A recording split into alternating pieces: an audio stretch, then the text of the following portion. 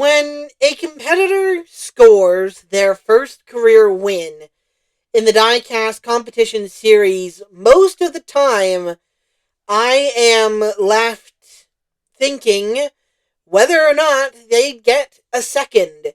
And for some competitors, I know that it's a surefire thing. But there are some, like the subject for today's video, I never thought she would get a second career win, but she proved me wrong. Folks, ladies and gentle cars, my name is Farkle8000, and welcome back to another deep dive analysis on how a competitor scored their first career win. Today's subject is Roadster. A sophomore in 2026, the Roadster got her first career win in the 2025 February competition more than a calendar year ago. After the way last season went, I didn't think Roadster was going to get another win. I felt like last year's win was a magical moment, and I didn't feel like she was going to be able to capture magic again. But in the 2026 season opener, Roadster proved me and any other doubter she might have had wrong, and I thought it'd be fun to go back and take a look at how Roadster got her first career win. We're going back 1 year, as I mentioned, in the 2025 February competition. It is worth noting that all of the footage that I am going to show you has original audio, but for the purposes of this video, I will not be showing you that audio. I am basically going to be reacting and analyzing it live with you, basically pointing out what I see now. And so, let's not waste any more time. Let's analyze and review to see how Roadster got her first career win. So the first race is on screen now, but before we actually watch Roadster's round 1 race, I want to tell you where each of these competitors finished last season in points to give you an idea where exactly what the speed is of the competitors she's racing around. So in race number 1, we've got Strip, who came home 49th in points, Custom, who was 38th, Roadster, who was obviously 2nd, and Elliot, who was 7th in points, but got a season-leading 5 wins. And so a relatively competitive group right here, especially when you factor in what Elliot is able to do later on in the season. So let's take a look at how Roadster gets this done. She starts relatively even. Wobble, Custom falls back. Elliot's leading. They kind of vanish. Holy crap, that was tight. Across the line. I gotta watch this again. It doesn't look like there's many mistakes. Custom wobbling right there. Strip wobbles right there. And then it's just a drag race. I wonder how much different this race could have been if Elliot was running backwards like he does the rest of the season. But yeah, after that transition, it looks like Roadster pulls ahead and just kind of holds it right there. It looks like Elliot tries to close. He's closing, but just runs out of time. And so Roadster, that's round 1, was very fast. And even with Elliot breathing down her tailpipe, trying to get that lead, she didn't falter at all.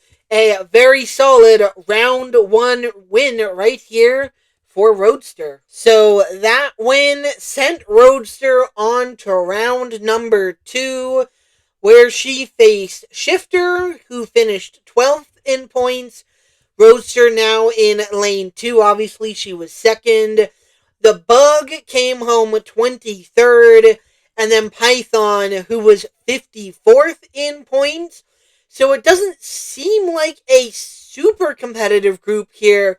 But you take into account how competitive Shifter was overall, and how a couple of DNFs for the Bug, how much that hurt a potential top 5 season. And then Python had her moments in the year, especially late. And so a seemingly slow group, but when you take into account what they're able to do, especially after we switch locations, it's actually a very strong group. And so let's take a look. Let's see how Roadster advances to round 3. So, she kind of starts with the lead this time. A wobble. The Bug wobbled. And it's another drag race. Roadster again. Extremely tight at the line. Again, it doesn't look like there were many mistakes. A slight wobble from the Bug right there. And then Python and Shifter kind of fall back. Roadster just kind of pulls ahead. She kind of led from start to finish. And now, after watching these races, in the moment, I felt like Roadster came out of the middle of nowhere. And then as the season went on, I found out she really hadn't come out of the middle of nowhere. It was early in the season, which is why I felt like that. But also, watching these races, I mean, Roadster starts with the lead right here. A little wobble right there. The Bug wobbles a little bit. And then she leads all the way to the finish line where she narrowly beats out the Bug. And so, 2 very close wins. But 2 races where she's leading after that transition. That transition determined a lot of races last season. And Roadster right here in this competition took full advantage of it to basically stretch out a lead. That is relatively impressive. So now Roadster advances to round 3. Round 3 competitors are relatively competitive as well. We have Sprinter, who came home 98th in points, which does not fully tell the story. He was up to about 15th by mid-season and even late season as well, but a couple DNFs kind of derailed his year. Demon, who is your champion from 2025. Cheetah, who was 93rd in points. And of course, Roadster, who was second in points. To Demon, who is in lane 2 for this race. So I'm very curious to see how Roadster makes it to the final round. Who did I pick here? Hold on, give me a second. Okay, I picked Demon for this race, actually. And so Roadster was at least possibly not on my radar coming into this race. So let's see how Roadster, officially now, let's see how Roadster makes it to the final round. Okay, so she kind of starts behind Sprinter. Oh, Demon on the side of the track. Same with Cheetah. And Roadster just kind of pulls away from there. Oh my gosh, Demon finishes last in this one. But yeah, this time round, it was competitor mistakes. Sprinter starts with the lead, but he bounces and probably gets slowed down right here by Demon. And by the time he's able to break free, Roadster had already pulled away. That is an impressive drive right there for Roadster. As her competitors got messed up, I mean, she could have quite easily gotten messed up by Cheetah right there had he bounced the wrong direction and kind of just sneaks on by right there. Did she wobble as well? Hold on, let's take a look here. Did she wobble? Did she have to like swerve? She does a little bit. She does a little bit swerve to try and fully avoid Cheetah, and I don't blame her either. And so, yes, uses her speed. I won't discredit that at all. She definitely uses her speed, but there is definitely some luck involved there. And you know what? I'm just going to say this now. You ain't racing if you ain't got a little bit of luck. So before we get into Roadster's round 4 races, and how she took out the full victory here in round 4. I just want to quickly mention I did some review of my picks and everything, and I picked Demon not because of what I had seen out of him in that competition, but it was based off, and I quote, past precedent. It was based off experience. That was what I deemed the unpredictable race, and so I picked the competitor I believed in and knew the most about. But it kind of goes into what I've been doing early this year as well. I picked Comscope to advance to the top 2 in the season opener for 2026 because of past precedent, because of his past experience. So that's what I did last time. It wasn't because I didn't believe in Roadster or I wasn't thinking about her. It was just I didn't know what she was capable of yet. But now we move on to round number 4. We've got Fender in lane 1. He came home 77th in points last season. Chomps in lane 2 was 15th in points last year, but that does not tell the full story because 3 DNFs over the whole season, especially in the later competitions, ruined a potential top 5 season for him. Roadster, of course, in lane 3. She came home, obviously, second in points. And then Polar in lane 4 came home 16th in points last year, which does actually tell the full story. Polar, though, was very, very fast and consistent early in the season, but struggles late in the year, especially after we switched locations. And so a very strong group right here.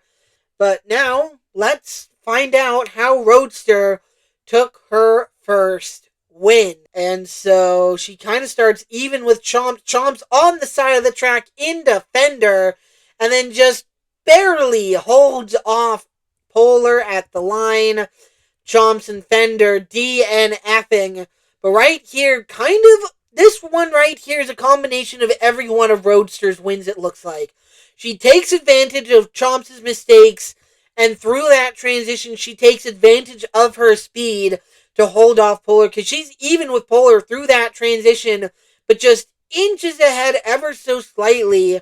Looks like she hit the muted finish line bounce as well, because the finish line bounce was a thing in the old location. However, it was less pronounced because we were easily able to kind of stop it. But yeah, that's basically all I have to say here. It's a combination of every one of Roadster's wins so far. She takes advantage of mistakes and her speed to take her first win.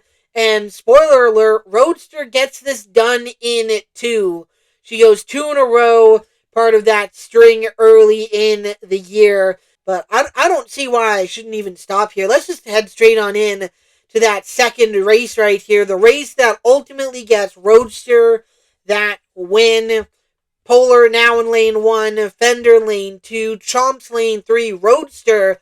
Second time she's been in lane 4. Roadster was not in lane 1 a single time in this competition. But now let's take a look here. Let's see how Roadster gets it done. Is it just her speed again? Let's find out. And it looks like she's kind of fallen back. A wobble right there, and it is absolutely her speed. Plus some mistakes. Did you see how much Chomps was moving right there? Here, let's restart this, because holy moly. So here's the start of the race. Chomps through that. Let's see, like 1, 2, 3, 4, 5 maybe times. Throughout that final stretch, Chomps bounces off each wall, and then Roadster just nails the gas. She is behind, coming through this transition. A big bounce right there. Swerves again right there, but then just drives to the win. Impressive speed right here in order to, again, take advantage of those mistakes. But many competitors starting far behind like that would not be able to catch up. So maybe some competitors would panic and kind of put themselves in a bad position. Maybe they clip the wall a few times, and that would lose him the race. But not here, not with Roadster. She keeps it calm, cool, and collected and takes her first career win. And so, final observations. Why did I think that Roadster's win came out of the middle of nowhere? Because after that review, 99% of those races, well, actually, let's change that. 100% of these races were won due to raw speed from Roadster. Without that raw speed, she doesn't beat Elliott. She doesn't beat the Bug. She's unable to catch Sprinter, and she's definitely unable to pass the field in that final race. And so, just impressive races all around for Roadster. Definitely set up a very impressive rookie season for her, where she took out Rookie of the Year, almost won that championship. It seemed like maybe she could have been racing with something to prove in this competition. She wanted to win this competition, and so she was racing like it. If maybe she still had that fire later in the year, could she have won the championship? I'm not really too sure, but Roadster still put together a very impressive and extremely consistent rookie year, and now she has 2 career wins now, and I have no doubt that she's going to be able to get many more, possibly even this season. I was pretty surprised last year when we didn't have a competitor win the first 4 competitions of the year. Could that be Roadster this year? Because thinking back to it, a lot of Roadster's wins in the last competition came due to her raw speed, just like this competition. So if she could channel her anger of how she came up so close yet so far to that championship last season, could we see Roadster in victory lane more this year? I don't know. And that does it. That wraps up another look at how competitors scored their first career win. Once we get caught up on the competitions, I will be releasing Salty's first career win video. Salty got 2 wins last year. They were very, very close to each other, which is why I didn't release the video kind of when it happened. Salty, the last winner at the old location, brings a tear to my eye right there. A bit of a sniffle as well. But that does it right here. Congratulations to Roadster for getting your first career win last season in February, and for getting your second career win in the 2026 Diecast Competition Series season opener. But you got that second career win. You got that monkey off your back. You're no longer a one-win wonder in the Diecast Competition Series. The next video I upload to this channel will be the 2026 February competition, the 1-year anniversary in the Diecast Competition Series calendar on Roadster's first career win. And so, until then, until next time, my name is Farkle8000, and we'll see you later.